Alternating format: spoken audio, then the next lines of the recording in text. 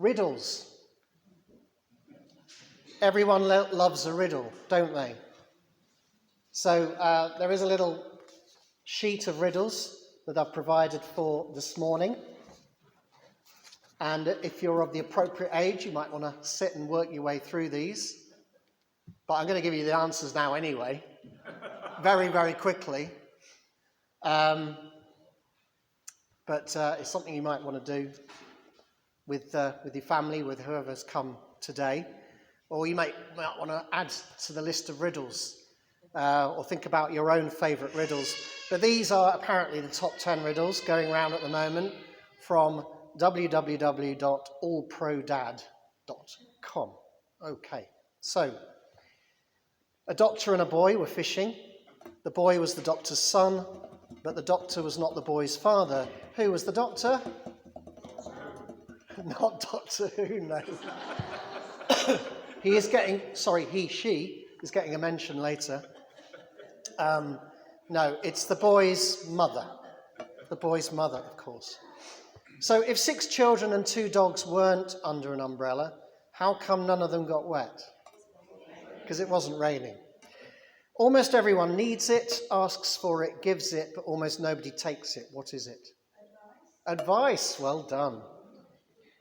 A man was driving a black truck. His lights were not on. The moon was not out. A lady was crossing the street. How did the man see her? It was broad daylight. Well done. Okay, here's a biblical one. How many animals did Moses take on the ark? None. Moses didn't take any animals on the ark. It was Noah. What is something you can put in your pocket that keeps it empty? It's not the answer I got. The answer I got is a hole. Okay. What belongs to you but is used more by others? Your name. Well done. What gets wet when drying? Pretty obvious, that one. What comes once in a minute, twice in a moment, but never in 1,000 years? The letter M. Well done. And here's one appropriate to all of us suffering. I sometimes run, but I cannot walk. You always follow me around. What am I? I am your nose. Correct. Wonderful. Here's another riddle. And here's one you can think about while I'm blathering on.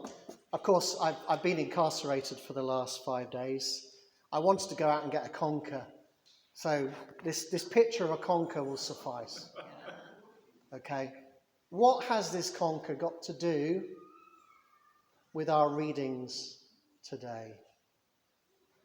What has this conker got to do with our readings today? All will be revealed, but have a think about it. Okay. So riddles. We have a riddle in our gospel reading. Literally a riddle. This was a riddle. This was a riddle that the Sadducees would trot out time and time again. If you're wondering who the Sadducees were or are, they were very much the religious ruling class of the day. And this is their riddle, the riddle that they put to Jesus. Now there were 7 brothers. The first married and died childless. Then the second and the third married her. And so in the same way, all 7 died childless. Finally, the woman also died. In the resurrection, therefore, whose wife will the woman be? For the 7 had married her. But behind this riddle is an even deeper riddle. And it's a riddle that we all have to face at some point in our lives.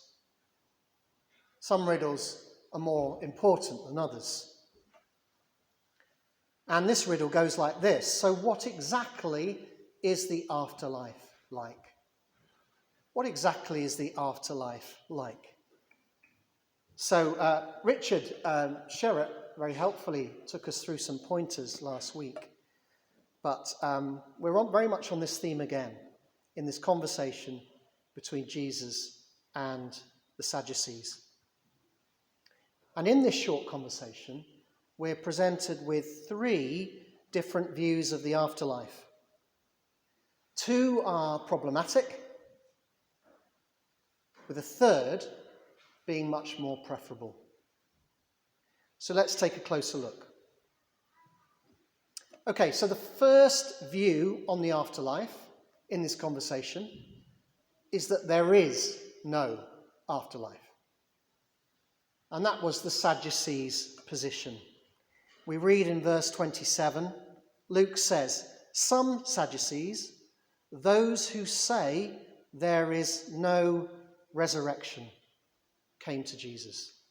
The Sadducees didn't believe in the resurrection, i.e., their belief was once you're dead, you're dead.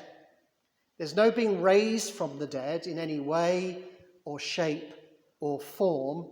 You just cease to be.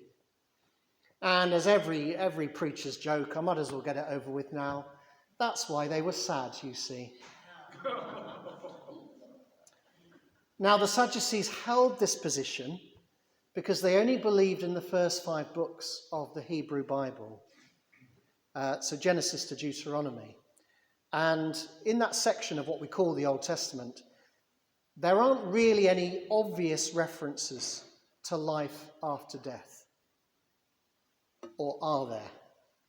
We'll come to that later.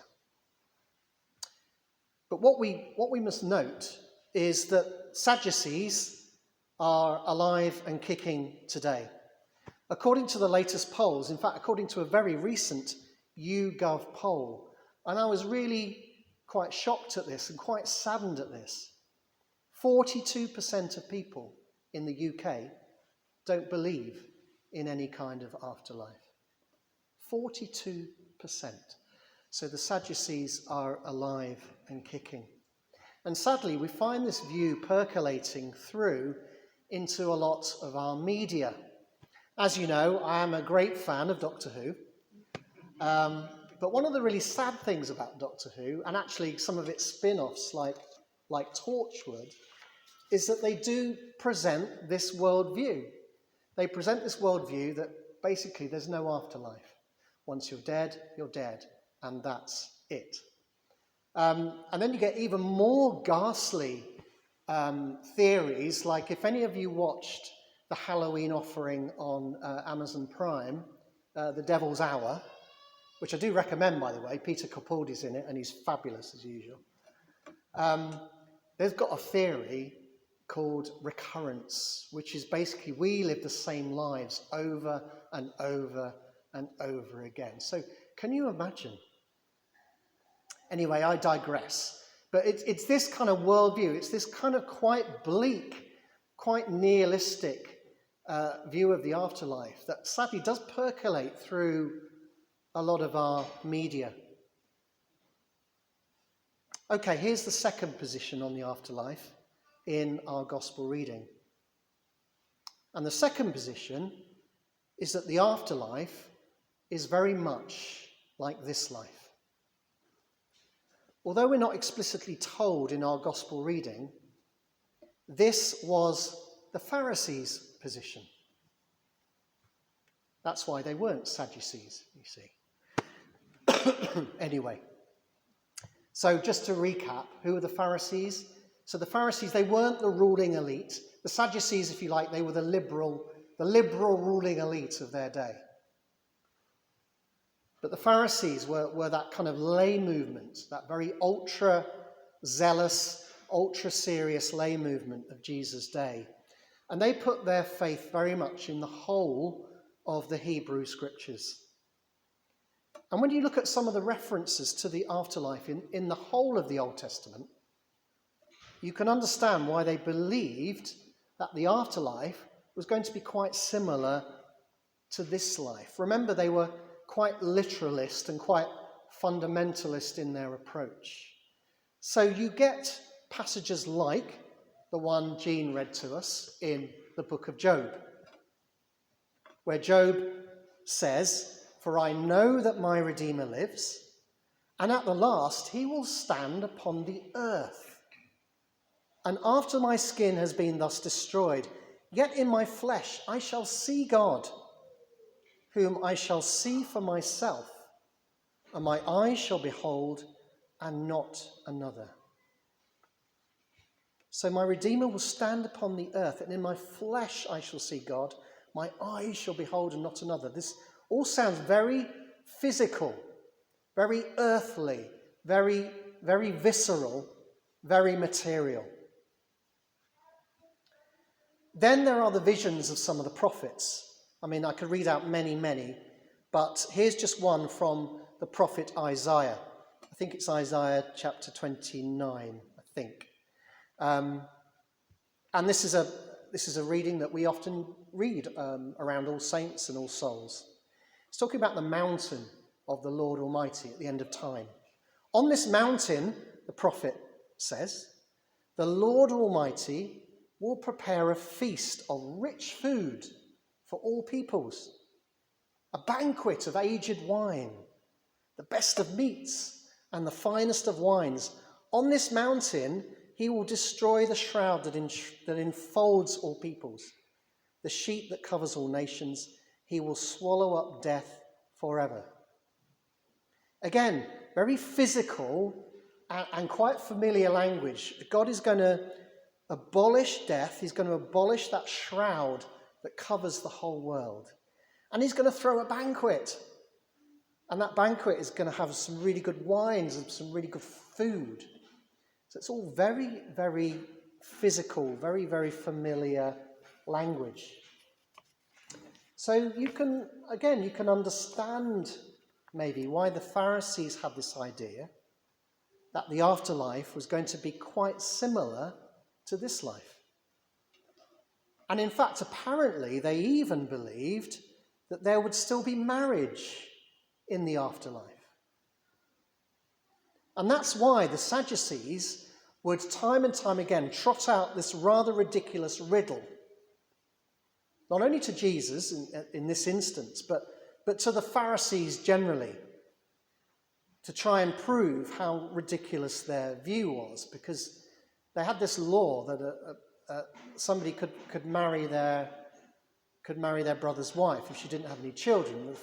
That could happen over and over and over again, and then whose wife is she in heaven? That's the point of their riddle. They were trying to poke fun at this view of the afterlife that the Pharisees had.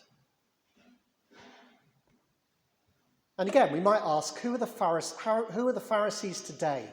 Who has that kind of view of the afterlife today? I believe we can fall into this trap too. I've often fallen into this trap of the Pharisees.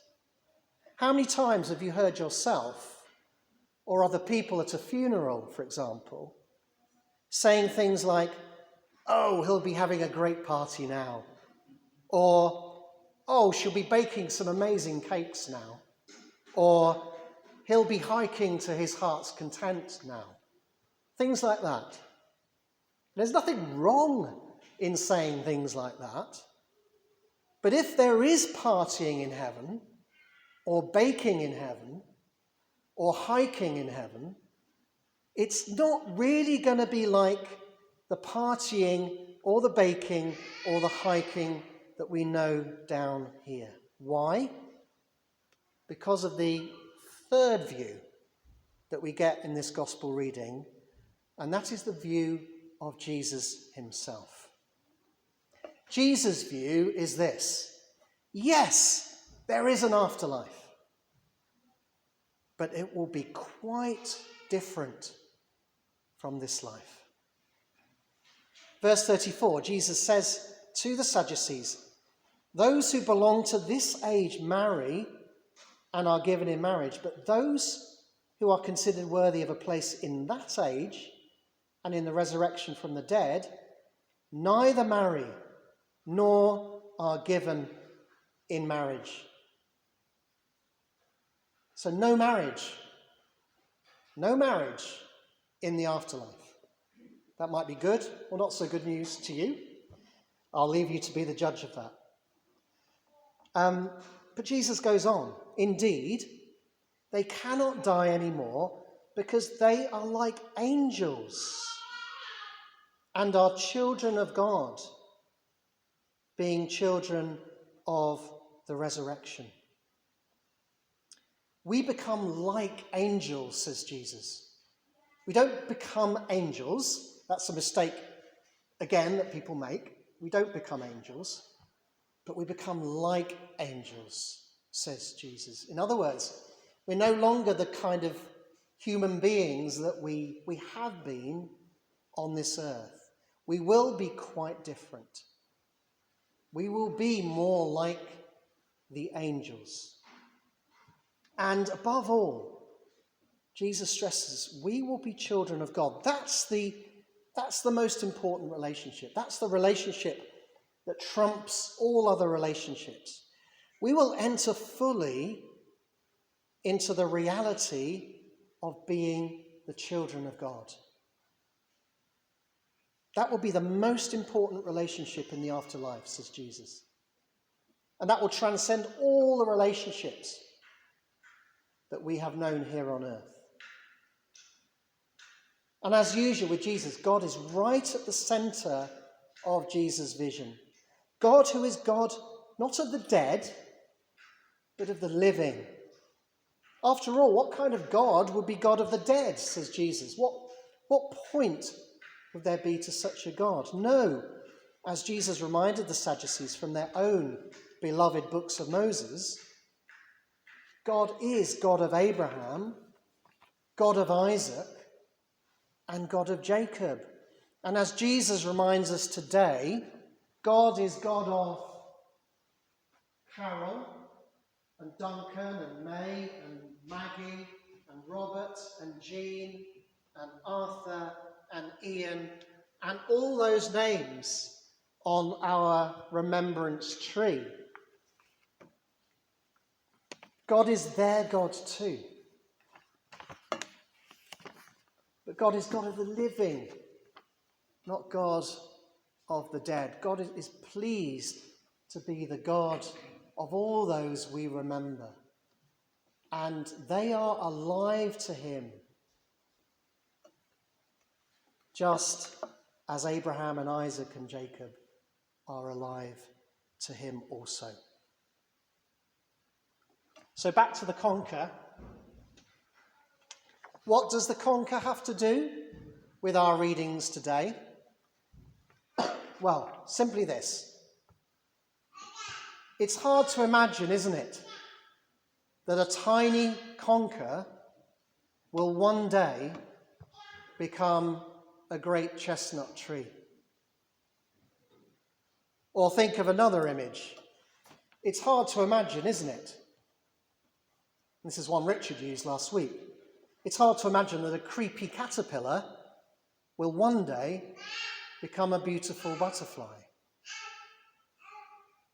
Or to think of another image, it's hard to imagine, isn't it, that a tiny baby in the womb will one day become a walking, talking grown-up. And similarly, how can we, inhabitants of this life, inhabitants of this world, how can we really imagine the next life? It's like a conker trying to imagine a chestnut tree, a caterpillar trying to imagine a butterfly, a baby trying to imagine a grown-up, a water bug trying to imagine a dragonfly, as that wonderful story goes. Yes, there's an afterlife, says Jesus, but it's going to be quite different. Don't expect more of the same. That's very dull. That's very boring. It's going to be much more wonderful and much more glorious than we can ever imagine in this world. This is the hope for ourselves and all of our loved ones. And we will be so much more alive in the next world than we ever were here, because of the living God who is at the centre of all things. Amen.